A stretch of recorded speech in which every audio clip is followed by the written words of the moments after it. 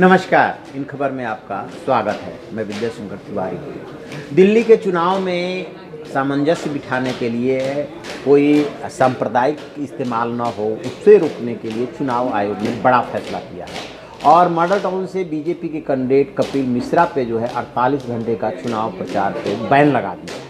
दरअसल हुआ क्या था कि इस चुनाव को में सांप्रदायिक इस्तेमाल करने के लिए, आप एंगल कह सकते हैं, एंगल को इस्तेमाल करने के लिए तरह तरह के हथकंडे अपनाए जा रहे हैं। इसी क्रम में मॉडल टाउन से बीजेपी के कैंडिडेट कपिल मिश्रा ने ट्वीट किया था कि 8 फरवरी को दिल्ली की सड़कों पे या दिल्ली में जो है भारत पाकिस्तान के बीच मुकाबला होगा। उनका मतलब ये था कि 8 फरवरी को दिल्ली में चुनाव है और लिहाजा एक तरफ पाकिस्तान होगा, दूसरे तरफ हिंदुस्तान। मतलब आप लगा सकते हैं कि वो क्या कहना चाहते हैं, यानी कि क्लियर कट धर्म के आधार पर डिवीजन की बाबत उन्होंने ये ट्वीट किया था। इसी क्रम में उन्होंने शाहीन बाग से लेकर के दिल्ली के जहाँ जहाँ जिस भी कोने में धरना प्रदर्शन सीए के विरोध में हो रहा है, उसको लेकर के भी उसको मिनी पाकिस्तान शब्द का इस्तेमाल किया था। यानी कि चारों तरफ से जो भी उन्होंने ट्वीट किए उसमें ध्रुवीकरण का ही एंगल दिख रहा था कि किसी तरीके से इस इलेक्शन में ध्रुवीकरण हो।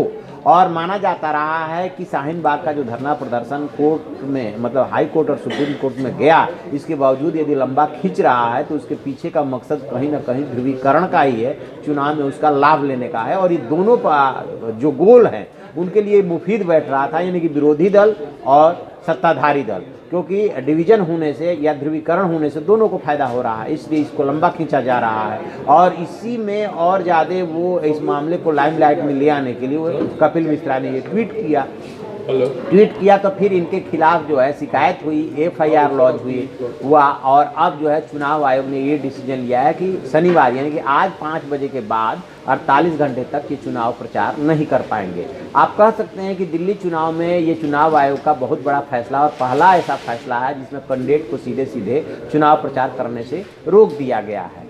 8 फरवरी को दिल्ली में मतदान होना है और 11 फरवरी को मतगणना होनी है।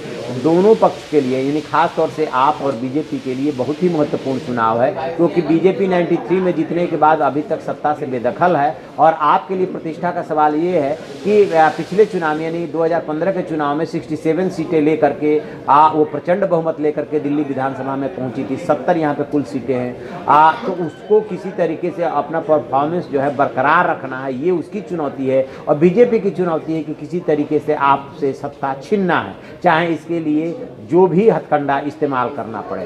कपिल मिश्रा पहले आम आदमी पार्टी में ही हुआ करते थे और केजरीवाल सरकार में मंत्री हुआ करते थे, लेकिन बाद के दिनों में जब केजरीवाल से उनके मतभेद हुए तो उन्होंने मंत्री पद छोड़ा और फिर जो है वो पार्टी से भी धीरे धीरे अलग हो गए और अब बीजेपी के टिकट पे चुनाव लड़ रहे हैं मॉडल टाउन से।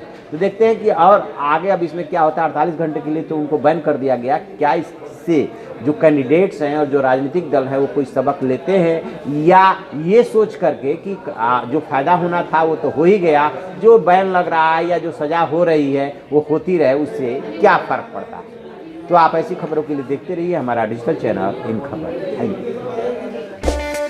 इन खबर चैनल को सब्सक्राइब करें और बेल आइकन दबाना ना भूलें।